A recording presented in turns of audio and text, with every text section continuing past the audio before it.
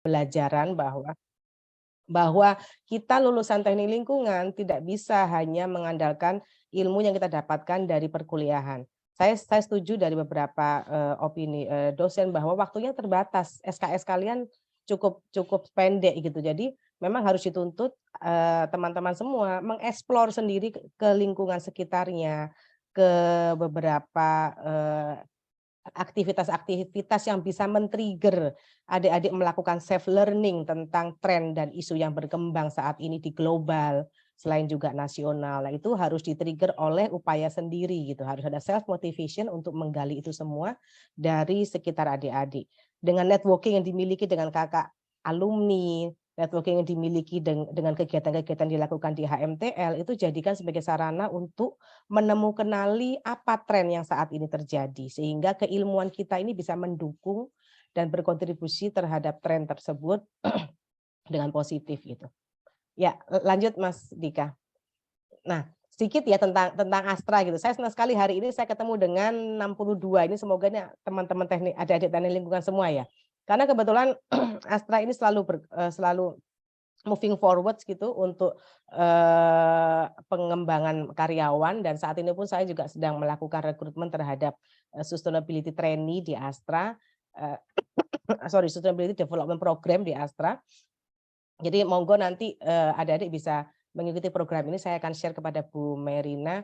Kemungkinan kita akan mulai lakukan di bulan Januari sampai bulan mungkin sampai bulan Juni, yang nantinya akan penempatannya sebagai karyawan di Astra. Nah, saat ini Astra memiliki 7 lini bisnis. Jadi kalau teman-teman melihat ada otomotif, ada heavy equipment mining, kemudian financial service, agribisnis, infrastruktur, information technology, dan properti. Dan saat ini kami memiliki 188.000 karyawan yang bekerja di 240 anak perusahaan. Dan saat ini program-program dilakukan oleh Astra tidak sekedar hanya menghasilkan produk, tapi juga memiliki program terkait dengan public contribution atau kontribusi terhadap masyarakat. Saat ini kami punya 4 pilar, ini kebetulan di bawah divisi saya juga menangani social responsibility, yaitu program terhadap kesehatan, pendidikan, lingkungan, dan juga kewirausahaan. Saat ini kami memiliki binaan-binaan di seluruh Indonesia, ada hampir 170 kampung berseri Astra yang didorong menjadi kampung ramah iklim atau Proklim, dan ada desa sejahtera Astra, 1060 desa sejahtera Astra tersebar di seluruh Indonesia. Di dalam desa sejahtera Astra ini kita kembangkan produk-produk unggulan kawasan pedesaan yang saat ini sudah memiliki produk-produk yang diekspor ke beberapa negara dengan nilai ekspor hampir 40 miliar sampai tahun ini. Dan program-program sosial Astra selain dilakukan oleh holding juga dilakukan oleh 240 anak perusahaan dan juga 9 yayasan. Dan mungkin teman-teman semua ada juga yang memiliki keterkaitan dengan yayasan ini, karena yayasan ini salah satunya juga memberikan bantuan beasiswa kepada adik-adik mahasiswa. Salah satunya adalah Yayasan Toyota dan Astra, Yayasan Amalia Astra, Yayasan Astra Honda Motor itu juga memberikan beasiswa kepada adik-adik mahasiswa. Kita boleh lanjut Mas Dika.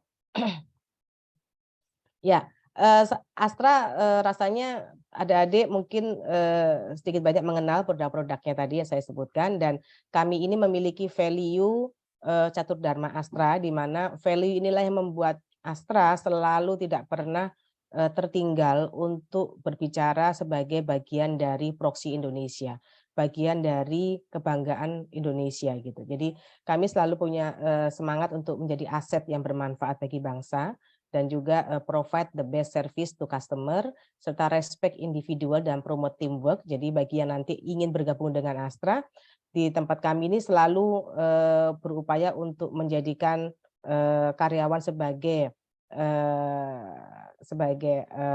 partner gitu ya dalam mencapai semua program-program yang ada. Dan kami juga mendorong setiap individu untuk selalu strive for excellence dengan upaya-upaya pelatihan, development yang kami lakukan secara berjenjang, mulai dari new employee sampai kepada eksekutif, itu ada jenjangnya masing-masing, dan setiap jenjang itu nanti itu menjadi persyaratan untuk melakukan promosi di karirnya tersebut. Misi dan visi Astra adalah selalu ingin menjadi the best managed corporation di Asia Pasifik dengan sustainable growth and financial structure, dan juga menjadi intelligent and agile corporation, fokus pada people, customer, dan society. Jadi people, customer, dan society menjadi fokus utama Astra untuk dengan mengupayakan korporasi kita harus agile melihat situasi dan need yang ada gitu. Boleh lanjut Mas Dika? Nah, kita main-main sedikit ya, mungkin 3 menit, semoga nggak terlalu menyita waktu. Silakan Mas Dika, ada teman-teman silakan buka apa ini, Kahoot ya? Enggak, di Zoom chat aja Bu. Oh, Zoom Ini chat, oke. cuma Ya. mau quick lihat, jadi Bu Dia juga boleh buka di kolom chatnya Oh, oke. teman-teman. Boleh nggak, tadi kan Bu Dia bilang ada 240 perusahaan Astra, boleh nggak teman-teman di BOM chat gitu ya, di Zoom chatnya apa aja perusahaan Astra yang teman-teman tahu. Kalau saya jujur waktu pertama saya gabung Astra, saya cuma tahunya Astra yang relate sama mobil-mobilan aja gitu. Nah, mungkin ada teman-teman lain di sini yang tahu perusahaan-perusahaan Astra yang lain, boleh Silakan. di kolom chat. Ya, silakan chat aja ya sambil jalan, nanti saya akan ceritakan sedikit. Ya, Astra udah motor salah satunya ya Mas Dika ya. Astra Infra. Oh, ada yang pernah PKL kali ke Astra Infra ya. Magang di Astra Infra ya.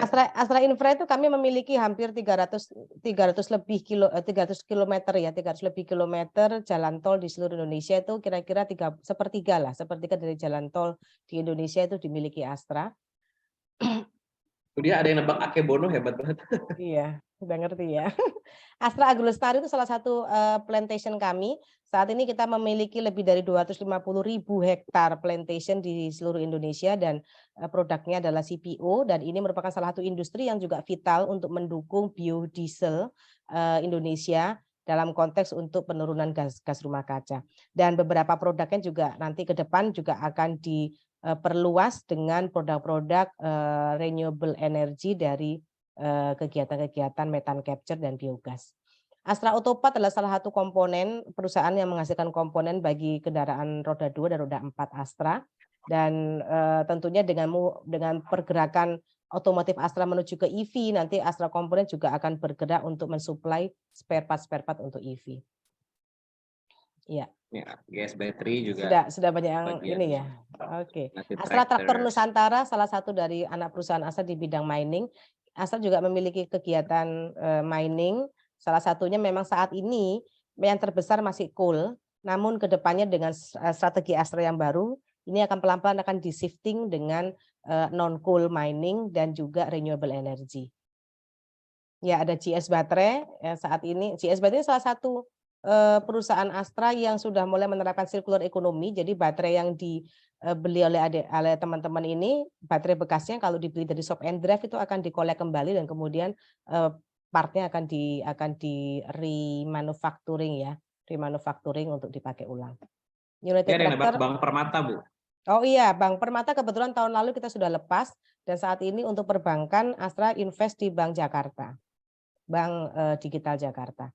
Menara Astra salah satu premises Astra di properti di Sudirman, ini dimiliki Astra, dan saat ini Astra mengembangkan properti di residensial dan juga di komersial. Menara Astra salah satunya adalah komersial. Yang residensial itu ada Anandamaya, ada Arumaya, dan juga yang di Cakung apa namanya Mas Dika, saya lupa. Ada perumahan Astra di Asia. Ya. Jadi bagi adik-adik yang ingin beli rumah nanti, nah beli apartemen di daerah emas, nah ini bisa ingat Astra nih. Astra Life salah satu asuransi Astra yang bergerak di bidang kesehatan.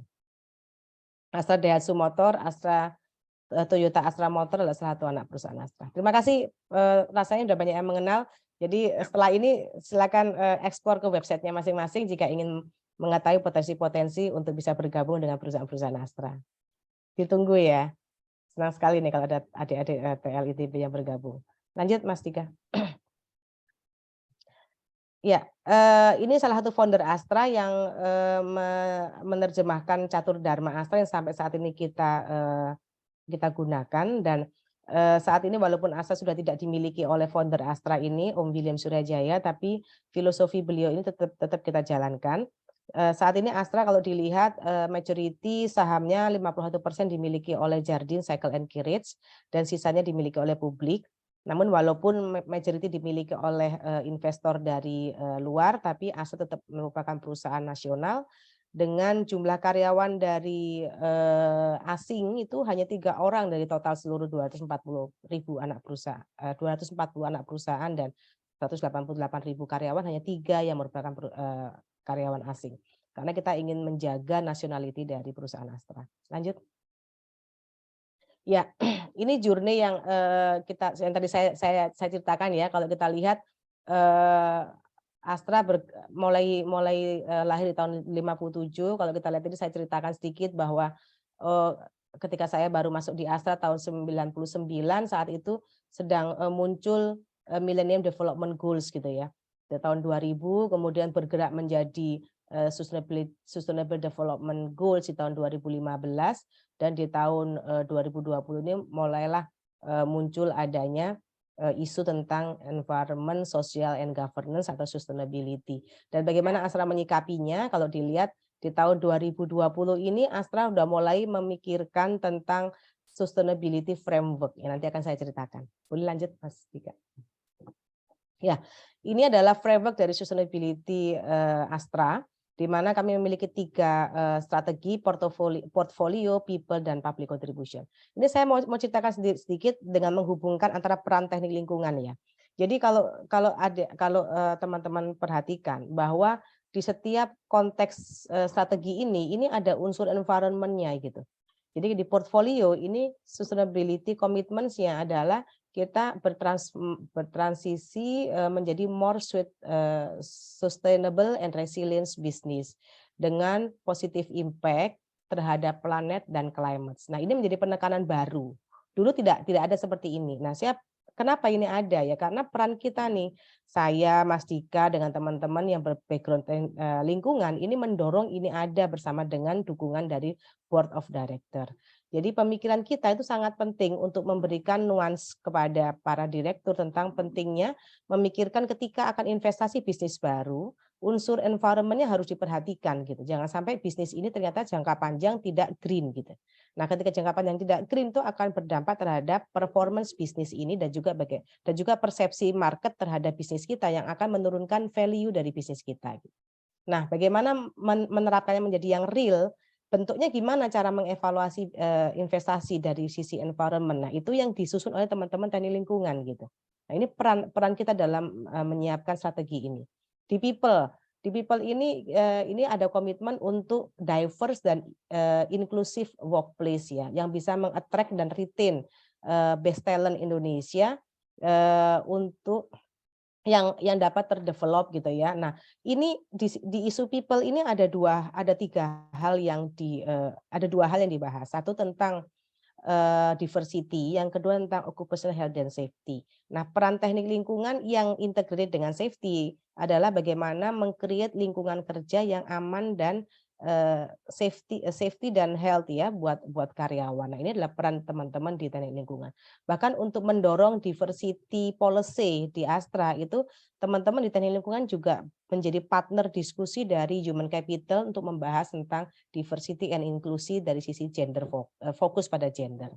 Di public contribution ini adalah program social responsibility Astra, di mana kita dorong bagaimana kita menyiapkan resiliensi community terhadap era sustainability nanti gitu, terhadap era ke depan dengan adanya COVID, dengan adanya disruption dari sisi climate change gitu ya, bagaimana menyiapkan masyarakat untuk bisa resilient terhadap itu. Program yang dilakukan oleh Astra dan juga peran teknik lingkungan di sana untuk menjadi penggerak dari program-program ini kepada masyarakat. Ini yang dilakukan teman-teman di jurusan teknik lingkungan. Dan kemudian kita juga menyiapkan good corporate governance. Ini juga jangan salah, di good corporate governance ini program-programnya juga dilakukan oleh teman-teman yang punya background tentang lingkungan. Karena apa? Karena di sini ada reporting. Ketika kita mereport sustainability atau environment, social and governance, standard reporting GRI. Jadi teman-teman perlu baca nanti ya tentang Global Reporting Initiative. Nah, GRI ini yang banyak menguasai teman-teman di teknik lingkungan. Karena majority banyak bicara tentang data-data lingkungan. Nah, ini yang kalau adik-adik atau teman-teman belum mendapatkan pembelajaran itu di perkuliahan, jangan patah semangat, cari, explore karena pembelajaran itu sekarang sudah ada di mana-mana. Teman-teman bisa lihat YouTube, bisa cek ke training-training yang gratis itu banyak banyak sekali dilakukan.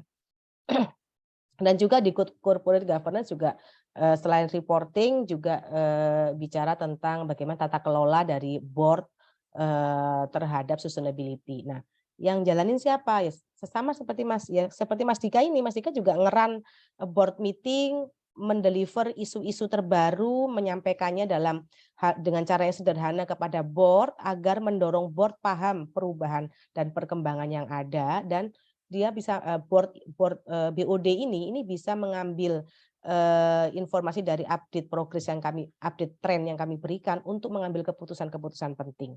Seperti transisi bisnis, contohnya lagi ketika melakukan investasi, keputusan investasi, ketika mau memutuskan melakukan beberapa reporting ke eksternal, ini keputusan board ini benar-benar dipengaruhi oleh informasi dan update yang kita berikan. Dan itu semua dilakukan oleh adik-adik atau teman-teman dari teknik lingkungan gitu yang ada di tim saya. Boleh lanjut? Nah, ini contoh beberapa ya tentang bagaimana priority ESG teams gitu ya.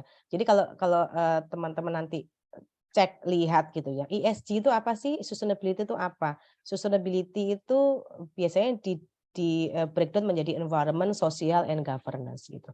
Nah, 3 isu ini itu ada di semua stakeholder. Contoh kalau di corporate, maka isu ini akan bisa digali dari internal maupun eksternal dari corporate tersebut gitu. Nah, untuk menggali ini maka dilakukanlah assessment. Nah, yang melakukan assessment ini siapa? Teman-teman di teknik lingkungan bisa meng-create assessment ini. Bahkan partner kami dari konsultan, salah satunya kami kerjasama dengan McKinsey, itu member dari McKinsey adalah anak-anak lulusan teknik lingkungan, Bu Mei. Jadi anak-anak teknik lingkungan ini yang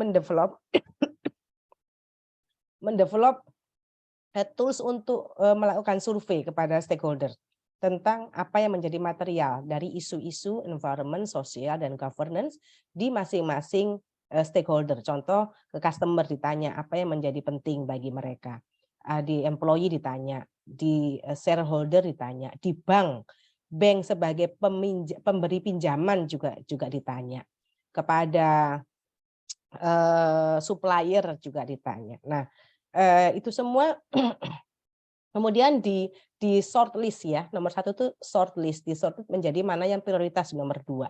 Nah, mana yang menjadi prioritas tadi, itu akhirnya di nomor 3 dilihat bagaimana penilaian kita di mata eksternal. Penilaian dilihat dari apa? Kalau ternyata materialnya adalah penurunan gas rumah kaca atau ya penurunan gas rumah kaca GHG gitu ya menjadi material nomor 2. Nomor 3 dicek bagaimana opini orang luar terhadap upaya Astra menurunkan gas rumah kaca. Dilihat dengan apa? Oh, dilihat dari hasil rating. Jadi kalau dilihat nomor 3 itu ada bullet pertama ESG rating. Apa itu rating? Nah, teman-teman perlu pelajari kalau di korporasi nilai suatu perusahaan itu saat ini investor melihatnya dari rating, sustainability rating. Saat ini di Indonesia yang digunakan oleh IDX itu sustainability ratingnya dikeluarkan oleh Sustainalytics. Tapi di luar sana banyak juga yang dikeluarkan oleh pihak lain. Jadi ada juga dikeluarkan oleh S&P Global ataupun oleh MSCI. Nah, nanti akan ada penjelasan satu slide tentang rating ini ya. Rating ini akan bicara apa saja, itu ada poin-poinnya yang akan menggambarkan nilai dari perusahaan ini terhadap isu tersebut gimana. Kemudian dari melihat gap-nya antara apa yang dilihat orang luar terhadap perusahaan, nah barulah kita menetapkan apa sih yang menjadi gap yang harus dipenuhi atau dijalankan ke depan. Nah, inilah yang disebut dengan kita mendefine aspirasi kita dan target. Apa yang menjadi fokus dari bidang ESG Astra, dan kemudian kita tetapkan targetnya sampai dengan midterm-nya itu berapa yang harus dicapai, dan dari situ kita akan jadikan guidance untuk menjalankan program-program sustainability. 1-4 ini yang dilakukan oleh Astra, dan ini di enablersnya adalah teman-teman lulusan teknik lingkungan menjadi penggerak utama dalam upaya kita sampai pada posisi nomor 4. Bisa lanjut Mas Dika. Nah, ini hasilnya. Jadi kalau teman-teman lihat di website Astra, kami sudah merilis sejak Mei yang lalu ada aspirasi Astra, ada 10 aspirasi Astra, di mana masing-masing aspirasi ini kita tetapkan targetnya. Untuk menetapkan target ini benar-benar kita lakukan diskusi dengan semua pihak ya, baik di internal maupun di eksternal. Kita lihat ke eksternal gimana, kita lihat bagaimana peers kita gitu. Jadi ini penting ya saya sampaikan di depan pada adik-adik semua. Dalam setiap proposal atau ide kita perlu lihat bagaimana yang lain melakukan itu. Supaya kita bisa membuat positioning kita ini ada di atas atau di bawahnya atau at mid gitu ya, at par gitu, at par sama gitu. Nah, itu pun kita lakukan dengan Astra. Jadi Astra melihat kalau Astra menetapkan target 25% penurunan gas rumah kaca di tahun 2030, kira-kira Astra ada di bawah atau di atas yang rata-rata gitu, atau sama dengan rata-rata. Nah, itu kita survei gitu. Nah, peers kita siapa? Perusahaan-perusahaan yang tentunya selevel, setara. Itu yang kita jadikan peers untuk pembanding. Nah, kemudian kita juga harus merefleksikan dengan kemampuan atau suara voice of internal stakeholder. Siapa internal stakeholder itu? Internal stakeholder itu karyawan, leaders di pimpinan perusahaan, anak perusahaan, apa views atau voice mereka gitu. Nah, pada saat kita melakukan fokus group discussion dengan masing-masing ini, itu dibutuhkan personel-personel yang ngelit FGD ini harus personel-personel yang open mind, yang bisa komunikasi, yang punya interpersonal skill yang baik gitu ya. Untuk ngelit kegiatan-kegiatan FGD ini untuk mendapatkan voice of internal stakeholder. Nah, ini saya perlu tekankan juga kepada teman-teman semua. Menjadi seorang teknik lingkungan yang jago hitungan, jago ilmu teknisnya itu bagus.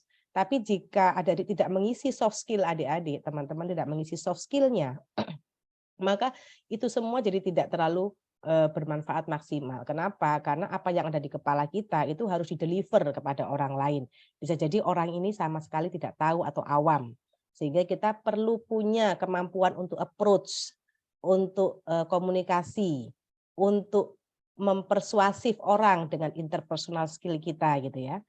Nah, itu harus diasah oleh teman-teman dalam kegiatan-kegiatan non akademis gitu. Jadi teman-teman akan memiliki ya kompetensi hard skill dan soft skill yang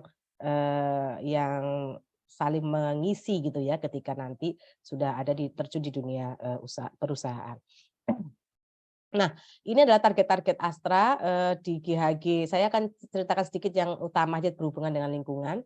Penurunan gas rumah kaca di tahun 2030 kita berkomitmen untuk menurunkan 30% dari 2019 dan ini didukung oleh 50% target renewable energy komposisi dari energi yang digunakan oleh Astra di tahun 2030 mencapai 50%.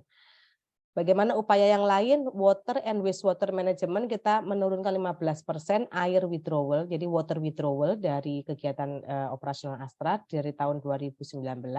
Dan solid waste management kita berkomitmen untuk mencapai 99% solid waste Astra itu recycling. Nah ini paling banyak memang adanya di agrobisnis, jadi semua limbah-limbah agrobisnis itu yang sifatnya organik sudah bisa digunakan pupuk dan ada juga yang berupa cangkang yang bisa digunakan sebagai energi. Yang sampah-sampah yang ada di perusahaan manufaktur, plastik, kertas dan sebagainya itu memang sekarang sudah mulai di recycling dengan partner-partner recycling baik masyarakat, bank sampah maupun dengan pihak startup recycling limbah. Dan juga bisnis model resilient ini yang penting. Ini baru muncul setelah kita menetapkan aspirasi ini, yaitu komitmen Astra untuk mentransisikan revenue stream Astra dengan kontribusi non-coal-nya itu mencapai 88%. Artinya coal Astra yang saat ini 22% itu akan diturunkan menjadi 12%. Kenapa diturunkan? Karena tadi kita berkomitmen untuk berkontribusi terhadap udara yang lebih bersih. Tapi kenapa enggak nol coal-nya? Karena kita tahu Indonesia sedang membangun di tahun 2000 sampai tahun 2030 kebutuhan coal ini masih menjadi energi utama Indonesia.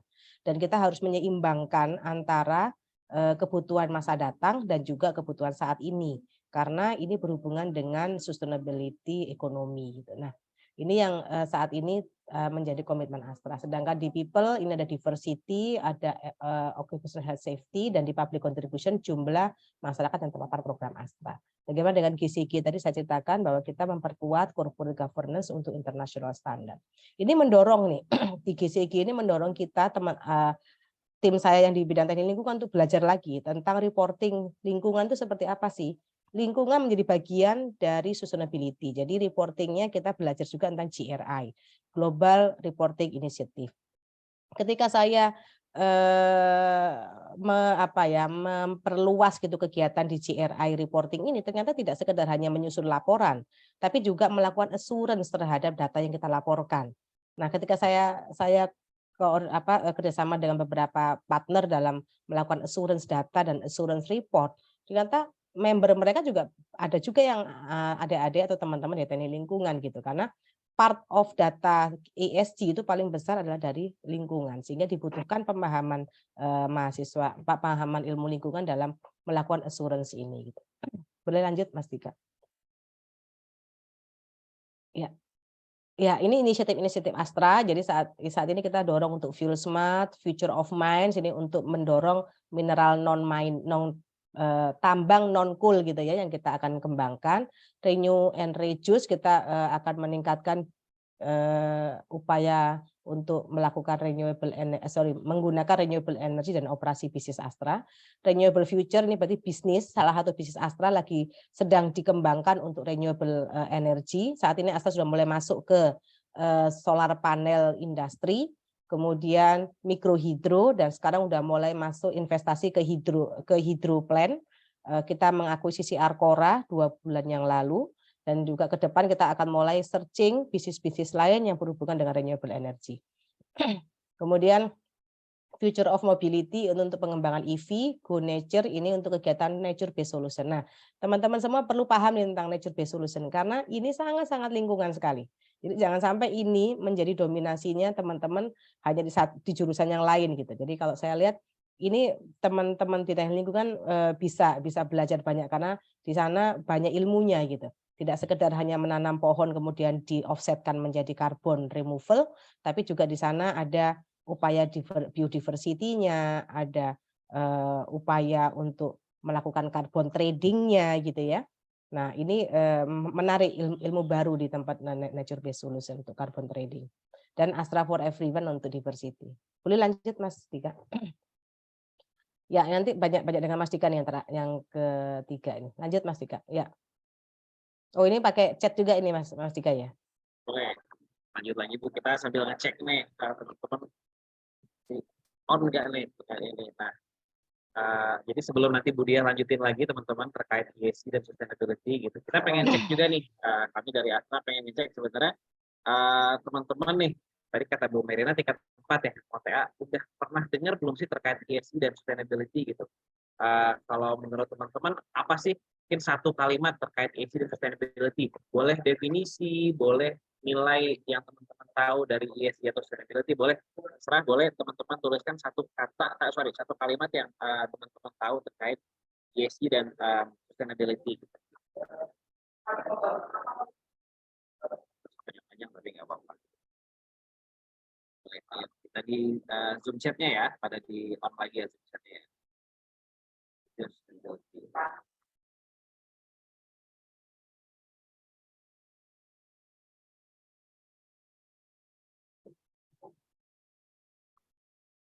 Oh, no one left behind. Nah, ini keren nih. Nah, ini bagus nih. Jadi benar-benar inklusif ke semua orang. Nggak ada ibaratnya sustainability impact itu hanya dirasakan misalnya corporate saja dengan melupakan masyarakat misalnya pedesaan atau di mana. Ini bagus dari hal kita bilang. Boleh lanjut teman-teman yang terkait sustainability yang teman-teman bayang.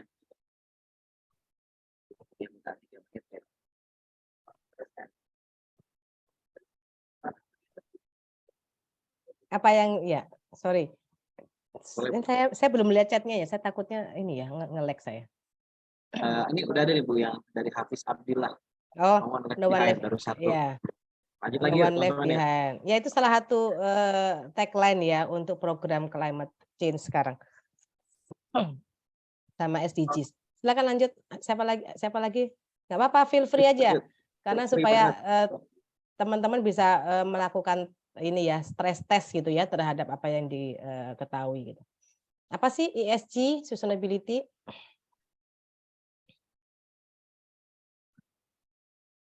Biasanya anak-anak teknik lingkungan ini terkenal paling ini kritis dan aktif. Lihat yang zaman sekarang sama nggak Bu kayak di zaman itu? Responsible business, ya benar. Nice. Responsible business. Lagi teman-teman. Greenhouse gas emission reduction, ya benar. Nah, Ya itu terkait dengan aspek di environment-nya yang paling utama memang di-drive oleh isu ini. High fuel efficiency, ya. Jadi mungkin maksudnya fuel efisiensinya yang paling ini ya, paling tinggi, ya benar. Jadi untuk mendukung upaya penurunan gas rumah kaca disebut dengan namanya dekarbonisasi gitu ya, penurunan oleh effort sendiri. Nah, effort sendiri dekarbonisasi itu yang paling diutamakan adalah kita lakukan fuel efisiensi dulu, itu benar. Atau energi efisiensi. Baru kemudian hierarkinya melakukan yang lain gitu.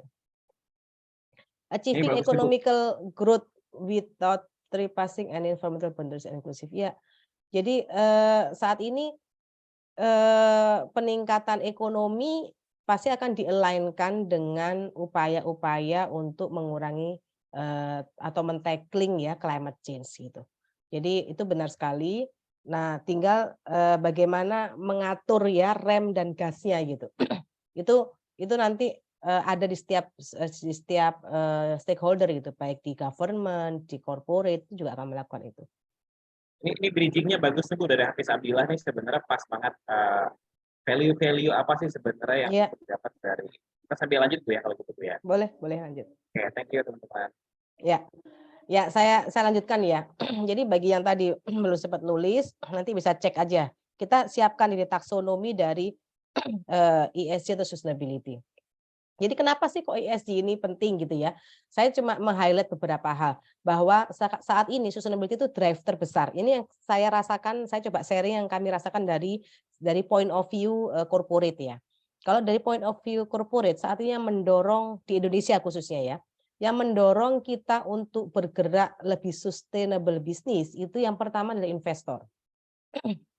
Karena memang skema secara global didorongnya melalui investor dan lender atau bank. Jadi secara global community itu memang yang mendorong sustainability untuk tackling climate change itu adalah dua pihak ini. Mereka punya apa ya, konsorsium gitu ya untuk bank itu ada namanya AFC gitu ya. Bank-bank yang memberikan pinjaman-pinjaman kepada korporasi itu mulai di brainstorm tentang pentingnya mereka meminjamkan dana kepada korporasi yang memiliki aspirasi terhadap sustainability. Atau investor, jadi capital market.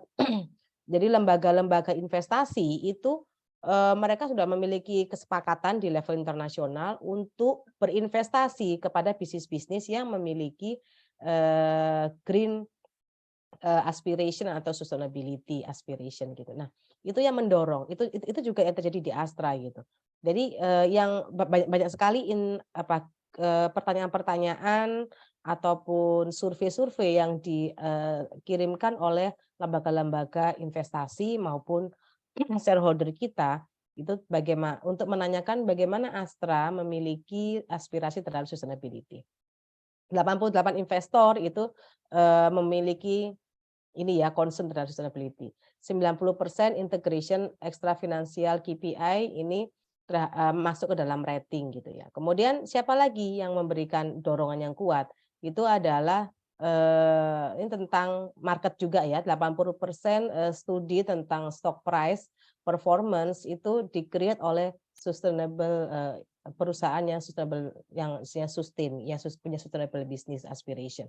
Jadi ternyata beberapa studi menggambarkan Perusahaan yang memiliki nilai saham konsisten yang baik, itu ternyata didukung oleh performance sustainability-nya juga baik. Dari mana lihatnya? Lihatnya dari sustainability report mereka gitu. Nah, ini salah satu kesimpulannya. Kemudian lower cost capital, tentunya perusahaan yang memiliki sustainability yang baik, menjalankan good corporate governance dengan baik tentang sustainability, menjalankan program-program yang bertanggung jawab, dan menjaga lingkungan, menjaga masyarakat, dan mendevelop karyawannya. Nah, ini memiliki cost capital yang lebih rendah. Kenapa? Karena dia tidak harus melakukan perbaikan terhadap kerusakan gitu, atau tidak mendapatkan tuntutan dari pihak manapun. Karena setiap tuntutan itu akan meng-create cost ya. Nah, ini ternyata 50% itu good yang good GCG, good ESG itu memiliki lower cost capital. Kemudian juga dari sisi customer, kemudian dari sisi employee, dan juga dari sisi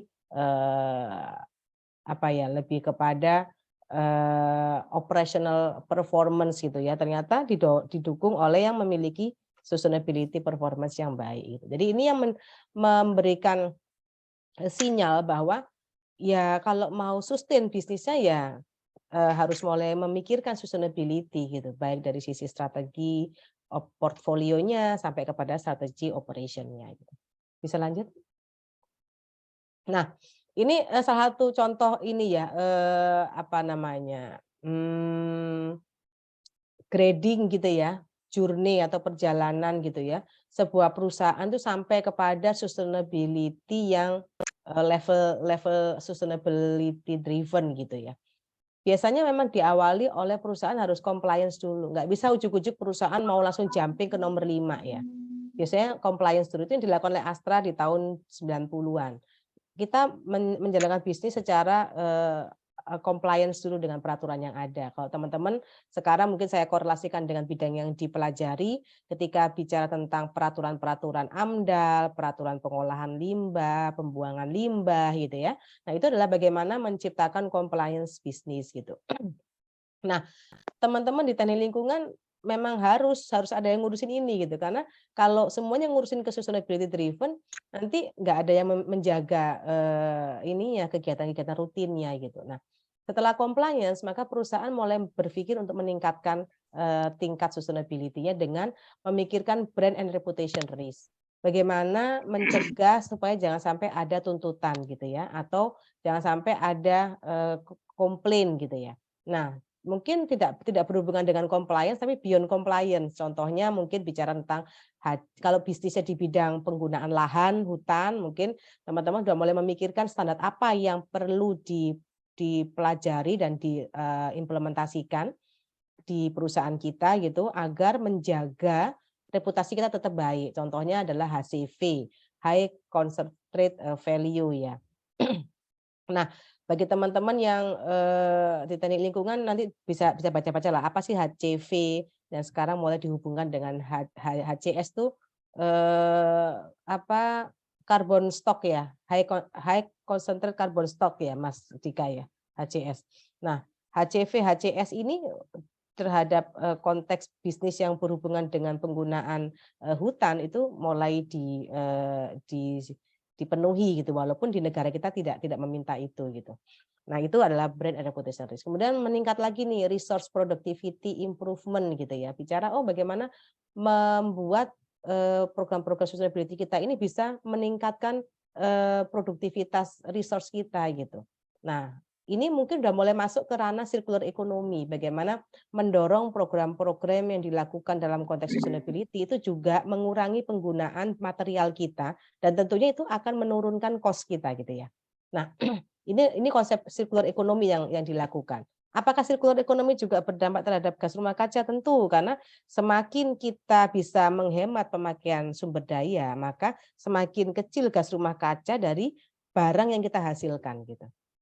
Nanti akan diceritakan oleh Mas Dika juga di penghitungan gas rumah kaca. Terus yang keempat, bagaimana menciptakan value creation through sustainable portfolio. Jadi setelah kita beres dengan urusan internal 1, 2, 3 ini kan urusan operasional ya, operasional di perusahaan kita. Nah, kemudian nomor 4 itu bicara bagaimana kita melakukan akuisisi portfolio kita, bisnis.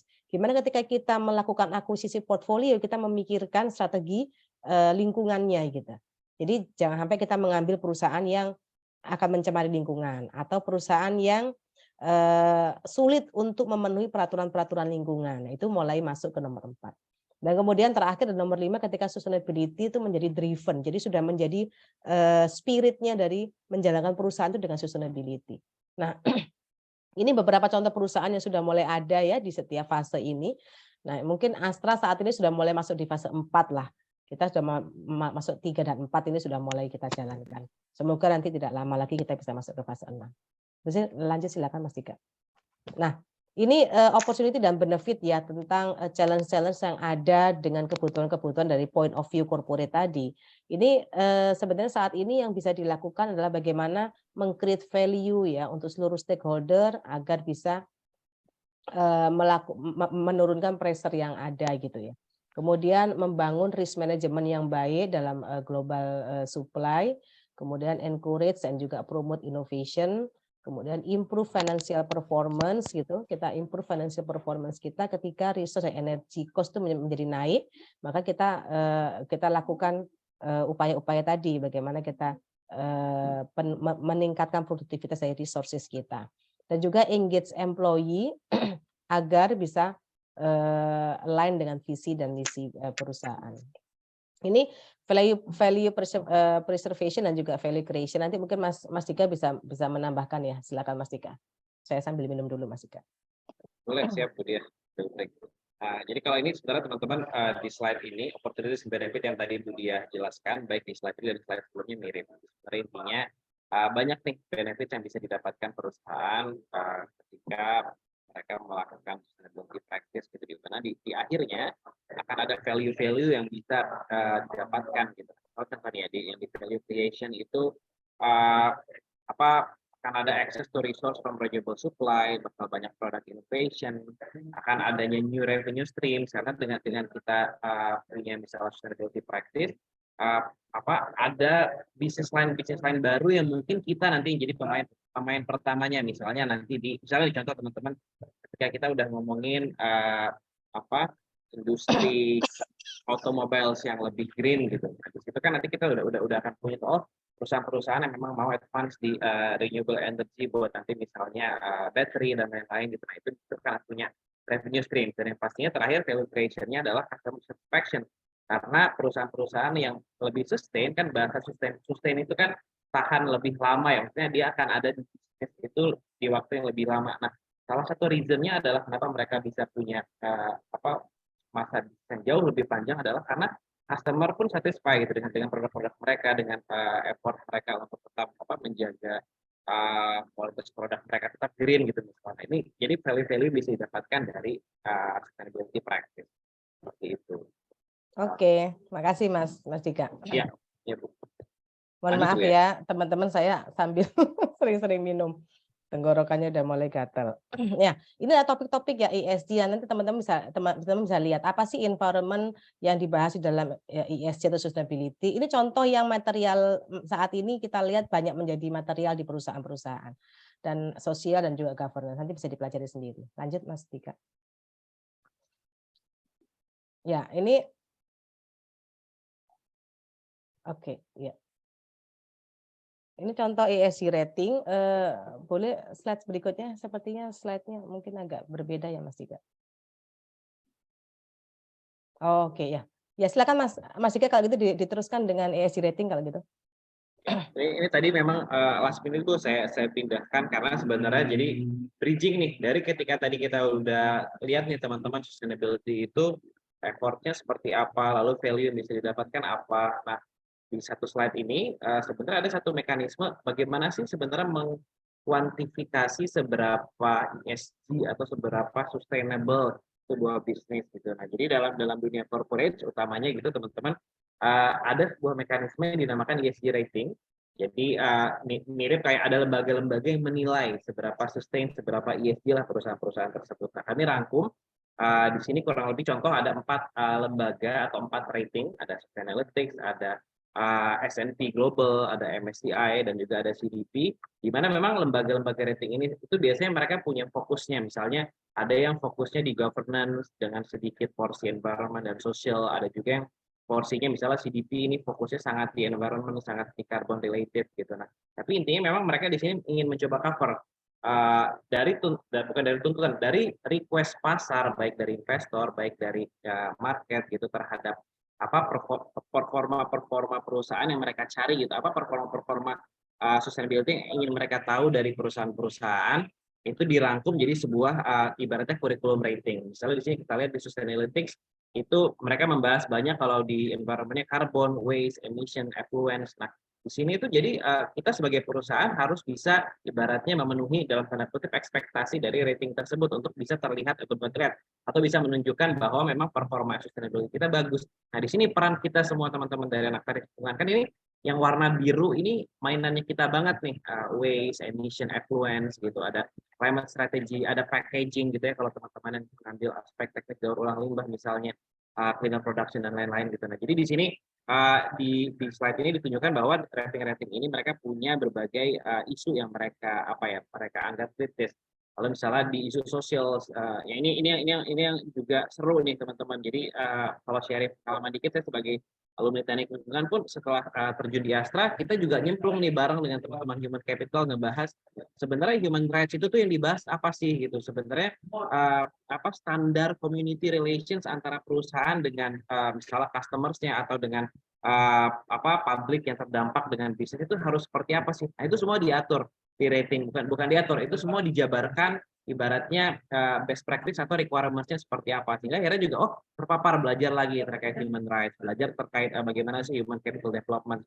Kalau yang nyambung sama kita tentunya occupational health and safety itu juga dibahas bagaimana sih sebenarnya kriteria OHS di corporate, dan yang terakhir di governance gitu. Nah, ini juga teman-teman menarik di sini kita di governance itu saya juga banyak belajar dari Budiah dan bahkan dari function lain seperti misalnya function legal, function corporate secretary gitu terkait business ethics, karena business ethics juga jadi salah satu poin penting kalau perusahaan mau dinilai sustainable. Jadi environment isunya udah oke, sosialnya udah mantep, tapi ternyata inside business ethics-nya misalnya banyak case bribery, banyak case corruption, banyak case isu-isu lain lah yang terkait dengan business ethics. Ini juga dibahas gitu. Ada juga terkait cyber security, terkait information service technology gitu-gitu juga masuk tuh teman-teman. Jadi ESG itu setelah saya melihat kurikulumnya ESG, kurikulum dalam tanda kutip dari ESG rating agency ini, ternyata memang cakupannya luas banget gitu. Jadi mainannya pun kita sebagai anak teknik lingkungan nggak akan main sendiri, kita akan main tadi saya bilang sama orang sosial, orang human capital, sama orang yang governance, sama orang legal dan lain-lain gitu. Nah, disinilah cara mengkuantifikasi performa ESG sebuah perusahaan gitu. Nah, oke, sampai situ kita lanjut. Mungkin Budia akan lead lagi. Ya, Kita makasih akan Mas bahas satu Dika. isu. Kita akan bahas satu isu ESG yang lagi hit-hitnya banget nih, Budia. Ya, itu terkait climate dan ESG. Mangga, Budia silahkan. Thank you Mas Dika. Mohon maaf ya kita seling-selingin sedikit. Jadi tadi yang tentang ESG rating teman-teman boleh minimal paham dulu tentang sustainability, karena sustainability itu yang dipakai oleh perusahaan-perusahaan di Indonesia. Jadi silakan download dari sustainability apa aja sih yang ditanyakan untuk setiap sektor industri. Nah, kemudian saya akan lanjutkan dengan climate change ya. Rasanya ini teman-teman sudah paham sekali, anak-anak teknik lingkungan nggak perlu dijelaskan bahwa ketika climate change ini terjadi di tahun 2100 jika tidak ada penurunan 1,5 atau 2 derajat Celcius atau masih dengan skenario awal yaitu peningkatan suhu sampai 4 derajat Celcius, itu skenario awal jika tidak melakukan apapun mulai sekarang sampai 2100, maka yang terjadi adalah seperti yang sebelah kiri gitu. Akan seperti ini, jumlah pulau berapa yang akan tenggelam, kemudian berapa masyarakat yang akan kena banjir, kemudian berapa populasi Indonesia yang akan terkena heat wave. Kalau di Indonesia berarti ini suhu panas gitu ya. Dan kemudian berapa yang akan lahan pertanian, berapa persen yang akan gagal panen. Nah, sebenarnya ini semua itu adalah hasil simulasi, teman-teman. Jadi simulasi ini nanti teman-teman kalau nanti ternyata karirnya memilih untuk menjadi konsultan ya di konsultan internasional saat ini tuh sudah memiliki beberapa platform untuk membuat permodelan. Jadi kalau teman-teman masih masih ingat Pak Aswin ya, Pak Aswin ya Bu Mei ya, masih ada Pak Aswin. Pak Arwin, Pak Arwin tapi Pak Pak Aswin. Arwin ya, Pak Pak Arwin. Arwin. Pak Arwin itu kan punya pemodelan terhadap stream air ya, terhadap aliran air gitu. Nah, kalau di sini nih pemodelan terhadap climate gitu. Nah, pemodelan ini bisa dibuat ininya seriesnya sampai 2100 dan jika suhu diperkirakan naik sampai 4,5 derajat Celcius inilah yang terjadi gitu. Dan ini pun yang kita lakukan di korporasi, kita membuat pemodelan memasukkan variabel-variabel yang kita punya untuk memprediksi Indonesia di tahun 2100 akan terjadi apa saja di lokasi-lokasi di mana perusahaan kami ada, di kota-kota di mana perusahaan kami ada, sehingga akan muncul resiko-resiko natural disaster apa yang akan terjadi di sana. Nah, dengan tahu itu, maka perusahaan akan melakukan evaluasi terhadap investasi mereka di kota-kota ini atau membuat strategi dalam mengatur membuat strategi untuk berkontribusi terhadap penurunan gas rumah kaca agar tidak terjadi resiko-resiko yang ada. Nah, itu yang dilakukan dalam Task Force on Climate Disclosure Financial ya TCFD. Nah, ini yang salah satu reporting yang saat ini sedang Astra lakukan. Selain GRI reporting, kami juga membuat saya lupa singkatannya apa ya Mas Dika ya. Task Force on Climate TCFD. On Climate Finance Disclosure gitu.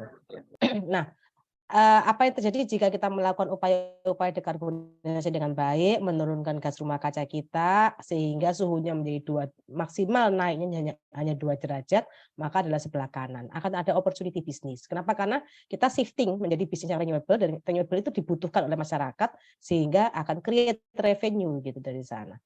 Kemudian hal-hal lain yang juga akan tercapai. Boleh lanjut Mas Dika? Ya, saya agak percepat sedikit karena ini konten yang lebih utamanya. Nah, ini bisa dibaca sendiri ya, apa saja sih isu-isunya dengan suhu naik. Kalau saat ini tuh yang current trajectory itu yang 4 derajat ya. Jadi sekarang itu 4 derajat tanpa melakukan apapun. Dan kalau seandainya kita melakukan upaya-upaya itu di antara 1 sampai 4 derajat. Harapannya dunia itu adalah di angka 1,5 sampai 2 derajat. Maunya dunia itu ke arah sana. Sehingga nanti kenapa akan keluar komitmen untuk net zero. Net zero itu adalah komitmen untuk menurunkan gas rumah kaca 0% di tahun 2050, di mana gas rumah kaca yang 0% tadi jumlah yang diemisikan itu sama dengan jumlah yang di removal. Yang di removal itu dari mana? Dari kegiatan-kegiatan penanaman pohon maupun kegiatan-kegiatan yang sifatnya bisa menangkap karbon dari udara, itu adalah removalnya.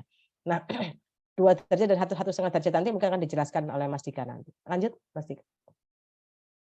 Nah, ini harus tahu nih teman-teman teknik lingkungan karena teman-teman yang nanti akan diharapkan bisa menghitung ini skop 1, skop 2 dan skop 3. Apa ini skop 1, skop 2, skop 3? Ini adalah sumber dari GHG dari suatu kegiatan. Jadi kalau kita lihat konteksnya perusahaan yang menghasilkan produk, maka GHG skop 1 adalah emisi gas rumah kaca yang dihasilkan dari secara langsung dari pembakaran bahan bakar di perusahaan. Contoh dari penggunaan kendaraan gitu ya, itu kan membakar. Kemudian penggunaan genset itu membakar solar. Kemudian penggunaan AC di mana ketika freonnya habis kita isi ulang. Nah, freon yang keluar karena lepas, nah itu yang dihitung sebagai emisi fugitif yang nomor 3 di bawah. Nah, kemudian itu yang skop 1 itu bicaranya tentang pembakaran langsung. Termasuk juga kalau teman-teman melakukan pembakaran membakar batu bara untuk diambil energi, nah itu pembakaran itu juga dianggap skop 1. Kalau yang skop 2 gimana? Skop 2 ini bicara tentang indirect. Jadi GHG yang dihasilkan oleh indirect. Indirectnya siapa? Kalau kita sebagai pengguna listrik, maka GHG itu dihasilkan oleh pembangkit tenaga listriknya. Contohnya kalau pembangkit tenaga listriknya adalah batu bara, kemudian listriknya kita pakai, maka penggunaan listrik yang kita pakai itu akan dihitung GHG yang akan dihitung GHG-nya adalah GHG skop 2 gitu. Nah, GHG skop 2 ini ada emisi faktornya, berapa KWH yang kita pakai, maka berapa GHG yang dihasilkan. Nah, kemudian yang skop 3 itu adalah GHG yang indirect terjadi atau dihasilkan dari kegiatan di luar kita, tapi berhubungan dengan apa yang kita lakukan. Jadi itu bicaranya upstream dan upstream dan downstream. Jadi kalau perusahaan menghasilkan mobil, maka GHG downstream upstreamnya adalah supplier yang yang mengirimkan produk-produknya untuk dirakit di pabrik mobilnya Astra. Itu adalah upstream. Supplier yang memproduksi material-material yang digunakan oleh Astra untuk memproduksi mobil itu adalah upstream. Downstream-nya apa? Nah, downstream-nya adalah kegiatan yang menghasilkan gas rumah kaca dari penggunaan produk kita gitu. Atau dari distribusi produk kita kepada customer, itu adalah downstream-nya. Itu juga dihitung gitu. Nah, itu semua tanggung jawab siapa? Itu tanggung jawab perusahaan yang menghasilkan produk. Jadi saat ini Astra baru menghitung skop 1, skop 2 dan baru melakukan baselining lah ya, perhitungan kasar terhadap skop 3. Karena skop 3 ini agak sulit dilakukan karena memang banyak sekali data yang harus kami dapatkan dari semua downstream dan maupun upstream kita. Nah, itu which is itu akan sangat sulit sehingga kita banyak melakukan pendekatan proxy atau pendekatan perhitungan dengan contoh atau dengan apa mengambil satu contoh kemudian dipakai untuk yang lain gitu. Nah, berikutnya lanjut. Nah, skop 1, skop 2 ini bisa dilihat di sini ya, dari mana saja direct emission-nya, kalau skop 2 dari mana saja indirect-nya. Ini ada perhitungannya, silakan nanti di-download dari IPCC ataupun dari GHG protokol juga ada perhitungan-perhitungannya. Nah, saya kenalkan sedikit ya, untuk terkait dengan GHG ini teman-teman bisa baca-baca tentang IPCC standar. Kalau di perusahaan menggunakan GHG protokol, tapi kalau di negara itu menggunakan IPCC. Karena pendekatannya satu area, tapi kalau perusahaan kan pendekatannya adalah business entity, yaitu menggunakannya GHG protokol. Boleh lanjut Mas Tika. Nah, skop 3 ini termasuk juga sampai kepada barang yang kita hasilkan menjadi sampah.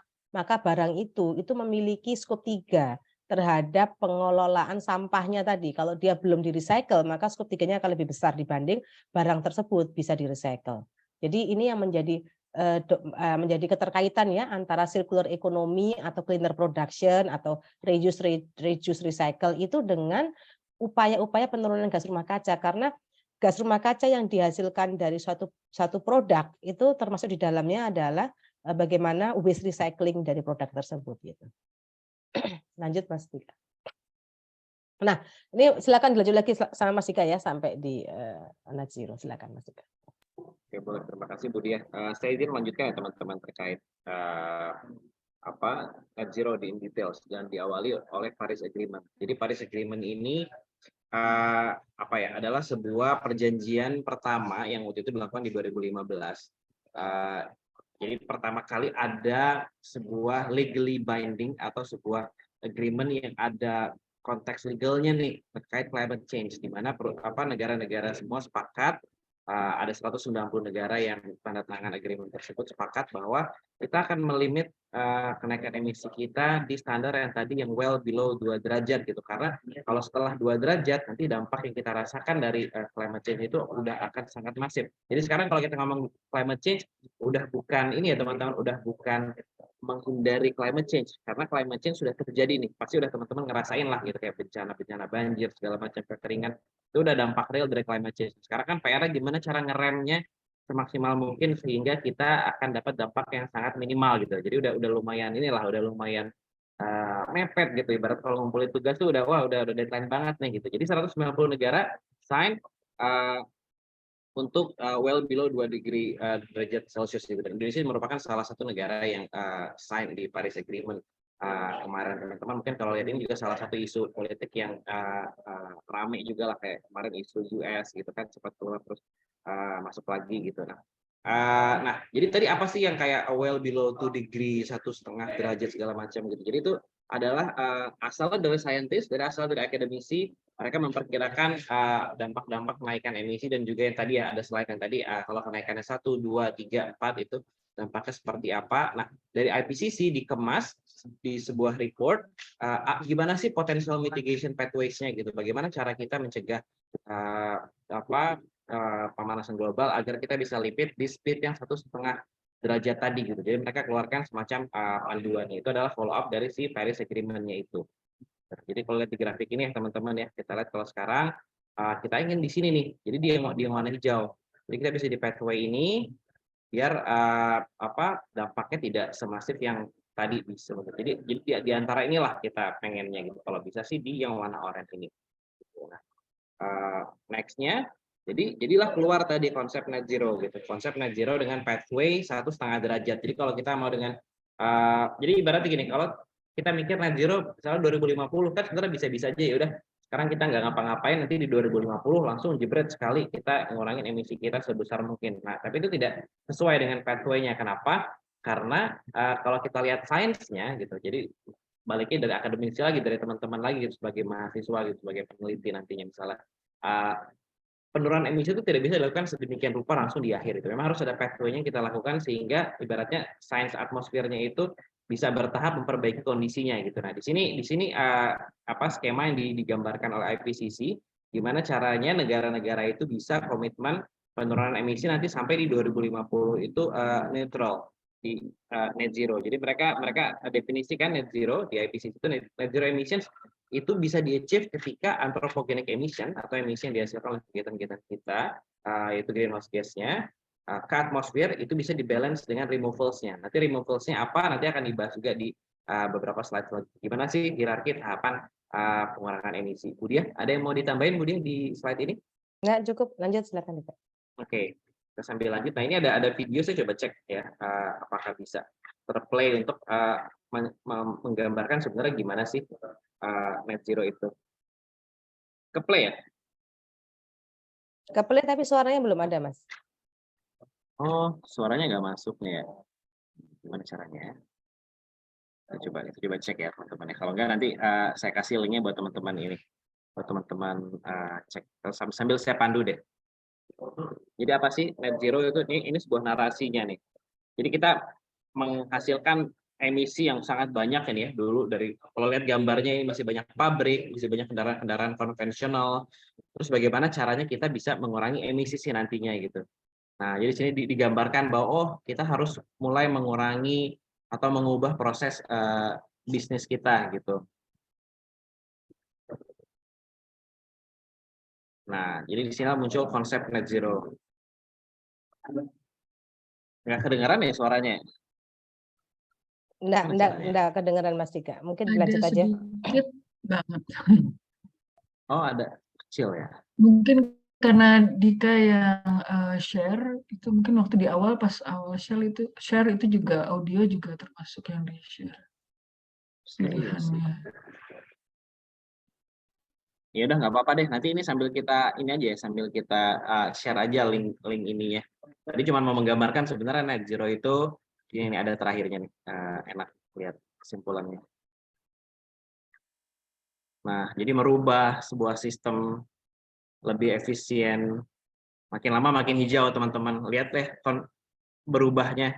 Yang tadinya energinya konvensional batu bara menjadi energi angin, energi surya, terus kereta listrik, mulai banyak pakai kendaraan listrik atau sepeda, public transportation gitu. Nah, jadi ini kurang lebih prinsip gimana sih kita ingin merubah kebiasaan lama kita menjadi kebiasaan yang berbasis net zero. Kurang lebih seperti itu. Nanti videonya akan di-share juga bisa, atau bisa lihat di YouTube lah, What is Net Zero yang dari TED Channel gitu. Oke. Nah, next-nya tadi yang sempat Budia sempat singgung juga terkait net zero, tadi kayaknya sempat disinggung terkait SBTi. Jadi untuk untuk menyamakan persepsi orang terkait net zero, jadi kan bisa aja kita bilang net zero kan tadi kalau lihat dari gambarnya asal emisinya 0 itu udah bisa dihitung net zero. Nah, kalau untuk corporate standard itu ada sebuah kurikulumnya lagi yang dibuat oleh Science Based Targets Initiative (SBTi). Mungkin teman-teman sering dengar nama targetnya ya Science Based Targets gitu. Jadi di sini target GHG itu bisa dikonsider sebagai science based ketika dia inline tadi dengan 1,5 derajat pathway tadi gitu. Jadi nggak bisa sekonyong-konyong kita langsung emisi kita misalnya nih ya naik gitu sampai 2050, nanti 2050 langsung dikurangin atau dinetralin gitu. Nah, nggak bisa. Harus ada pathway yang diikutin gitu sehingga bisa masuk ke dalam si science based target ini gitu. Jadi ini science based target itu yang mengkredibelkan, menstandardize framework atau kerangka kerja dari perusahaan atau corporate untuk mencapai decarbonization goals mereka gitu. Nah, jadi di sini mereka tadi meng-account semua emisi, termasuk dari emisi skop 1, skop 2, sama skop 3.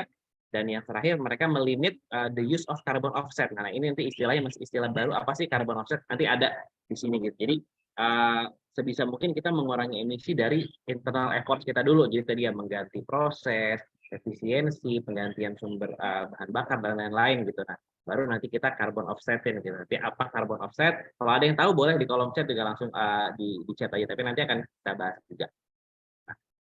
Oke, jadi kita moving dari standar, tadi kita ngomongin standar definisi terkait net zero, kita move sekarang ke Indonesia udah ngapain sih teman-teman? Nanti Budia kalau mau nambahin juga boleh langsung di ini juga.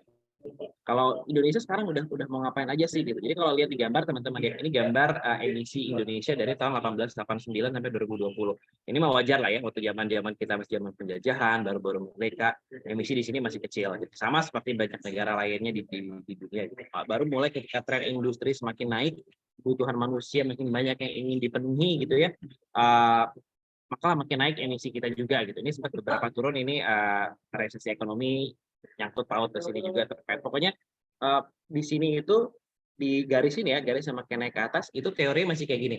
Semakin masif pertumbuhan manusia, industri dan lain-lain, maka akan semakin tinggi emisinya. Sekarang di titik ini kita ingin rubah persepsi tersebut bahwa sebenarnya kenaikan pertumbuhan ekonomi kita, pertumbuhan industri kita dan lain-lain itu bisa didukung dengan hal yang rendah karbon gitu. Jadi kita bisa tetap mengupayakan emisi kita bisa malah makin turun gitu. Nah, di sini faktanya di 2019 sebelum COVID, jadi kalau sekarang negara ngomongin standar emisi itu mainannya pasti pakai 2019. Kenapa? Karena pre-COVID. Kalau COVID itu agak kurang relevan karena mengingat biasanya activity kita jauh lebih rendah gitu ya. Nah, di 2019 pre-COVID itu Indonesia mengemisikan 660 juta ton CO2 emisi gitu, yang merepresent 1,8% dari total global emission.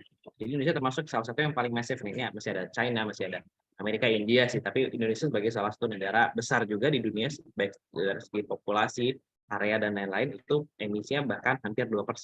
Gitu. Nah, terus ngapain di 2021 kita akhirnya announce gitu target kita yang disebut dengan Nationally Determined Contribution atau NDC. Jadi NDC ini semacam nawaitu atau niatnya negara-negara pengen ngurangin emisi segimana sih? Gitu. Nah, itu yang dibahas di COP itu. Gitu. Jadi Indonesia per 2022 itu udah meningkatkan teman-teman effort NDC-nya. Jadi NDC itu biasanya bentukannya ada dua niat gitu atau ada dua target. Target pertama itu yang disebut countermeasure 1 itu adalah target di mana kita melakukan penurunan emisi sendiri gitu. Nah, sedangkan yang countermeasure 2 itu yang dibantu dengan international assistance. Biasanya bentukannya pasti yang countermeasure 2 itu lebih besar pengurangan emisinya. Nah, jadi kalau di Indonesia itu di awal NDC kita itu tadinya countermeasure 1-nya 29%. Baru naik jadi 31,89% sekarang gitu sebagaimana di slide ini. Kalau yang countermeasure 2 tadinya 41%, sekarang naik jadi 43,2%. Dengan target kita secara nasional ingin net zero di tahun 2060. Teman-teman. Nah, ini NDC-nya atau saya biasa bilang nawaitunya Indonesia gitu ya. Indonesia itu nanti pengen di 2060 kayak gini nih modelnya. Nanti detailnya apa? Detailnya harusnya ada benar. Jadi sektor-sektor apa aja sih teman-teman yang Indonesia pengen fokuskan untuk diturunkan emisinya? Ini tabelnya agak pabelit gitu ya, agak lumayan membingungkan. Tapi intinya nih di kolom pertama ada sektor, oke. Kolom kedua ada emisi GHG kita di 2010. Itu di awal ketika kita lihat pasang targetnya itu dari 2010 itu berapa dengan satuan juta ton CO2 ekivalen. Jadi CO2 ekivalen by the way ini adalah kombinasi dari CO2, CH4, N2O dan berbagai gas rumah kaca lainnya lah. Kan teman-teman sering dengar dulu ya waktu di zaman SMA, metan itu 28 kali lebih kuat dari CO2. Nah, itu jadi CO2 ekivalen itu udah mengkonversi metan sebesar 28 kali jadi 1 kg metan itu setara dengan 28 kilogram CO2 ekivalen kurang lebih gitu. Nah, jadi kalau di total ini emisinya ada sekian juta ton CO2 ekivalen. Lalu di sini dibuat senarionya teman-teman. IHG emission level kita di 2030 dengan senario BAU atau business as usual, countermeasure 1 dan countermeasure 2 berapa. Di sini dilihat, sebenarnya senario bakal seperti ini pengurangannya. Lalu di kolom yang selanjutnya ada semacam reduction-nya. Reduction kita itu seperti apa sih? persentasenya gitu. Di sini bisa teman-teman lihat bahwa fokus Indonesia itu ada di sektor energi dan hulu, karena memang di sini salah satu penyumbang emisi terbesarnya dari kedua ini gitu ya, lihatnya 453 sama 647. Jadi wajar memang fokus kita ke situ nih, gimana caranya kita bisa mereduce emisi semasif mungkin dari dua sektor ini gitu, sampai di angka 12,5% dan 17,4% untuk countermeasure 1 dan 25,4% untuk countermeasure 2-nya hulu. Terus sehingga di total tadi nyampe angka yang barusan disebutkan di slide-nya dengan proyeksi annual growth atau annual reduction-nya seperti ini. Jadi ini dokumen NDC. Saya udah kasih juga nanti link-nya buat teman-teman baca lebih detail. Jadi di tiap sektor itu mau ngapain itu ada di NDC juga. Ya. Bu Diah, Mas boleh Dika, mau nambahin, Bu? saya mau tambahin sedikit Mas Dika. Jadi bagi teman-teman semua ya, nanti ketika karirnya ternyata di beberapa industri terkait gitu ya, ini sebenarnya bisa menjadi acuan nih NDC, apa yang dilakukan oleh perusahaan tempat teman-teman bekerja nanti, itu mendukung NDC Indonesia. Kalau teman-teman bekerja di bidang industri semen atau industri peleburan logam, itu nanti akan masuk dalam kategori IPPU nomor 3. Atau teman-teman bergerak di bidang industri waste ya, nah itu akan ada di poin nomor 2. Kalau teman-teman di luar itu semua bergerak di bidang industri mungkin di industri otomotif atau industri yang lain gitu ya. Nah itu sebenarnya bisa dilihat kontribusi kita itu nanti di energi, yaitu kita sebagai user dari energi yang dihasilkan oleh pemerintah. Nah kemudian kalau bergerak di bidang agribisnis gitu ya, itu bersifat pertanian ada di nomor 4, atau yang bersifat volu. Volu itu yang berhubungan dengan forestry dan other land use change. Mungkin teman-teman membuka lahan untuk pertambangan, membuka lahan untuk yang lain, itu ada di poin nomor 5 gitu. Jadi ini nanti yang bisa menjadi salah satu guidance teman-teman untuk berkontribusi terhadap program pemerintah. Ya lanjut Mas Dika. Ya, terima kasih banyak Bu Diah. Nah, jadi tadi kita dari NDC, ada satu lagi nih teman-teman yang supporting detail strategi Indonesia, itu nama dokumennya LTS LCCR.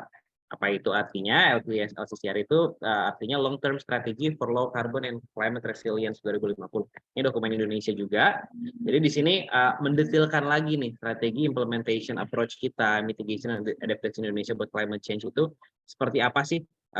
Sebenarnya gitu. Nah, dua dokumen ini teman-teman bisa download. Saya udah tautkan juga di materi ini, ada enhance NDC kita yang paling baru sama dokumen LTS LCCR-nya gitu. Nah, kalau rangkumannya sebenarnya di sini strategi Indonesia nanti untuk mengurangi emisi itu apa sih? Pertama itu meminimize energy demand.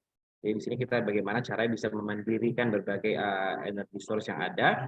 Lalu develop transportation system with decarbonized electricity. Jadi decarbonized electricity itu apa sih? Jadi kalau kita ngomongin mobil listrik, teman-teman, kita nggak bisa sekedar ngomongin knalpotnya aja yang hilang gitu dari sebuah mobil yang tadinya mobil punya knalpot, keluar emisi dari bensin misalnya, digantikan listrik yang tanpa knalpot misalnya. Jadi tidak berhenti dari situ, kita harus juga pastikan bahwa sumber pembuatan mobil listriknya pun atau transportasi listriknya pun sudah didekarbonisasi, dalam artiannya ketika kita mengenerate energi dari baterai, kita juga mengenerate energinya dari sumber yang terbarukan. Lalu mendevelop biofuels untuk transport juga gitu. Lalu mulai shift bahan bakar dari coal to gas dan juga renewable source di industri gitu. Lalu strategi kelima, develop renewable energy in power, transport dan industri. Jadi ini ngomongannya dari nomor 1 sampai 6 memang 1 sampai 5 memang energi gitu. Lalu BCCS, negative emission, yang akan digunakan untuk coal power plants kita, yang itu nanti akan dilengkapi dengan carbon capture storage. Jadi sangat teknis, tapi memang di LTS LCCR ini melihatkan niat Indonesia itu seperti apa sih gitu. Nah, ini karena kondisinya sekarang seperti ini teman-teman. Jadi energi supply kita berdasarkan NDC itu memang masih didominasi oleh coal gitu, di samping ada oil, natural gas, dan juga yang renewable source. Jadi di sini akan ditingkatkan berdasarkan dokumen tersebut.